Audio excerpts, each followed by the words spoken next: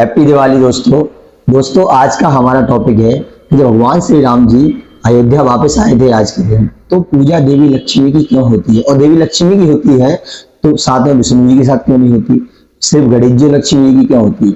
तो कुछ चीजों को हमें समझना होगा और उन चीजों को समझकर हमें जानना होगा कि दीपावली क्यों मनाई जाती है। तो मित्रों, आज का टॉपिक बड़ा रोचक है, बहुत ही नॉलेजेबल है, इसलिए वीडियो को लाइक करो, चैनल को सब्सक्राइब करो, साइड में बेल आइकन जरूर दबाना। तो मित्रों, समय न लगाते वीडियो स्टार्ट करते हैं। हमारे वैदिक धर्म में, सनातन धर्म में बहुत सारी लीलाएं होती हैं और उन लीलाओं के लिए ये अगर कैलकुलेशन लगाई जाए तो साल के 365 दिन भी कम पड़े। ये बिल्कुल सत्य है। ये बिल्कुल उसी तरह है जैसे कि किसी परिवार में किसी के यहाँ पर कोई बच्चा पैदा होता है और वो भाग्यवश जन्माष्टमी के दिन पैदा होता है, तो लोग जन्माष्टमी तो कृष्ण जी के लिए मनाते ही हैं, लेकिन जब उसके घर में कोई बेटा पैदा होता है तो वो उसे और धूमधाम जश्न से मनाता है।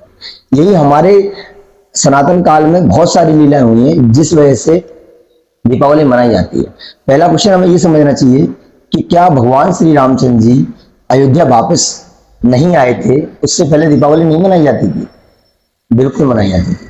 देखिए, दीपावली का पर्व वैदिक काल में ऐसा मिलता है कि यमराज और नचिकेता के बीच में जो संवाद हुआ था, विशेषकर संवाद था, वो संवाद दीपावली वाले दिन समाप्त हुआ था, इसलिए दीपावली मनाई जाती है। वो संवाद बिल्कुल ऐसा है जैसा कि भगवत गीता में भगवान श्री कृष्ण और अर्जुन के बीच में हुआ है। अच्छा नॉलेजेबल है। अगर आप कहेंगे तो मैं उसके ऊपर एक वीडियो बनाऊंगा और आगे कभी वीडियो उसके बारे में भी डालूंगा कि नचिकेता और यमराज जी के संवाद क्या था। दूसरा ये कि भगवान श्री कृष्ण की विशेषकर लीलाएं भी छोटी वाली दीपावली को खत्म होती हैं। हमारे उत्तर भारत में भी लोग दीपावली, छोटी वाली दीपावली को विशेषकर मनाते हैं। और श्री रामचंद्र जी अयोध्या भी वापस आए थे तो श्री रामचंद्र जी के लिए भी मनाई जाती है। दरअसल दिवाली का मेन रोल यह है अधर्म पर धर्म की विजय, चाहे वो किसी भी रूप में हो। नचिकेता और यमराज जी के बीच में जो संवाद हुआ है उसमें अधर्म के डाउट्स, जो आपने डाउट्स होते जीवन के, उन डाउट्सों को क्लियर किया गया है।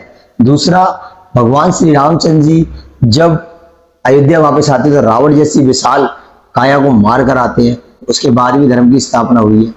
और सनातन धर्म में एक और टॉपिक मिलता है जिसमें समुद्र मंथन में देवी लक्ष्मी खुद प्रकट हुई है और उसके बाद भगवान विष्णु से उनका स्वयंवर हुआ है, इसलिए भी दिवाली, वो दिन भी इसी दिन बनता है, इसलिए भी दिवाली मनाई जाती है। तो दिवाली के एक नहीं बहुत सारे रोल हैं जिसलिए दिवाली मनाई जाती है। खासकर देवी लक्ष्मी को इसलिए पूजा जाता है कि देवी लक्ष्मी मतलब लक्ष्य, धन लक्ष्मी नहीं। धन लक्ष्मी तो आज के युग में हुआ है जो हम बोलते हैं कि धन लक्ष्मी को पूजना है, और वो भी मैं आपको बताऊंगा धन लक्ष्मी कौन सी पूजती है। पहले का अर्थ है लक्ष्य, अपना लक्ष्य जिसको व्यक्ति को प्राप्त होता है वो धर्म पूर्व होता है, वही दिन दिवाली है, आप ये समझो। और ये सारे चीजें इसी अमावस्या के दिन हुई हैं, घूम फिर के कैसे भी कैसे करके।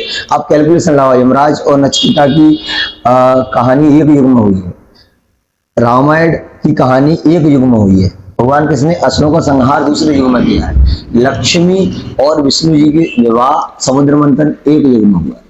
तो ये अलग अलग समय में एक ही दिन हुआ है, इसलिए दिवाली मनाई जाती है। विशेषकर देवी लक्ष्मी, जैसे कि आज हम दुर्गा माता को पूजते हैं, दुर्गा माता को हम विशेषकर मानते हैं, माता काली, माता दुर्गा, ठीक इसी तरह माता लक्ष्मी को विशेषकर माना जाता था, और इसीलिए हमारे यहाँ दिवाली पर लक्ष्मी और गणेश जी की पूजा होती है। और गणेश जी हमारे लिए शुभचिंतक होते हैं।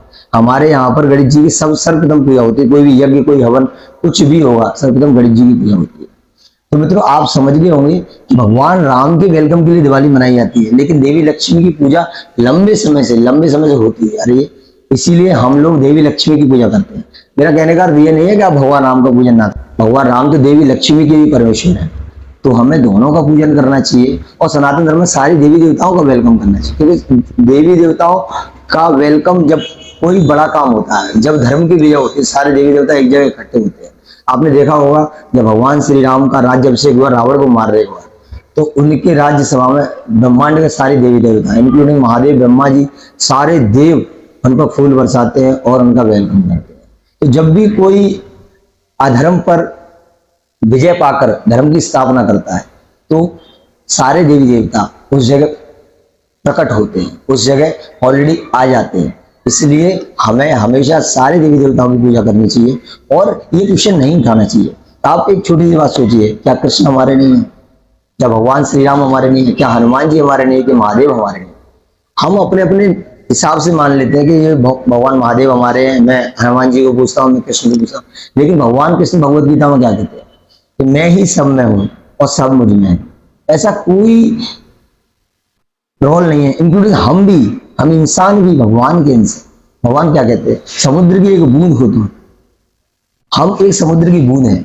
तो सोचिए अथाह समुद्र तो भगवान भी है ना। तो जब भगवान समुद्र में से हमें निकालते हैं, हमें निकाल सकते हैं, तो अपने रूप में छोटी मोटी नदियां नहीं निकाल सकते, बिल्कुल निकाल सकते हैं। तो वो सारी नदियां सब मिलाकर और वो उन्हीं से निकलती है, उन्हीं जाती है। ठीक इसी तरह से सारे गॉड, सारे डेमिगॉड जितने भी हमारे देवी देवता है, सब के सब पूजनीय होते हैं, पूजना चाहिए। क्वेश्चन ना उठाकर, अगर आपके अंदर एजुकेशन है, आप पढ़ने के इच्छुक है, आप जानने के इच्छुक है, तो वीडियो देखें, पढ़ें, धार्मिक चीजों को पढ़ें, अपने सनातन धर्म को समझें। और अगर आप नहीं जानते हो तो इतना जरूर जान लो कि हमारे माता पिता, हमारे चाचा चाची, हमारे मामा मामी, हमारे मौसा फूफा, जितने भी बड़े लोग होते हैं, ये सबका एक ही रिश्ता होता है। माता पिता भी उसी रोल में आते हैं, बुआ फूफा भी उसी रोल में आते हैं, चाचा चाची भी उसी रोल में आते हैं। हमारे लिए सभी पूजनीय होते हैं। ठीक इसी तरह हमारे सारे देवता हमारे लिए पूजनीय होते हैं।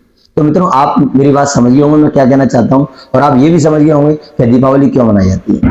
मित्रों, आज का मेरा वीडियो यहीं तक था। वीडियो को लाइक करना, चैनल को सब्सक्राइब करना, साइड में बेल आइकन जरूर दबाना, जिससे आपको हर नई वीडियो का नोटिफिकेशन मिलता रहे और आप हर वैदिक वीडियो को जाने, देखें और ज्ञान प्राप्त करें। तो मित्रों, मिलते हैं किसी अगले वीडियो में। जब तक के लिए हरे कृष्णा।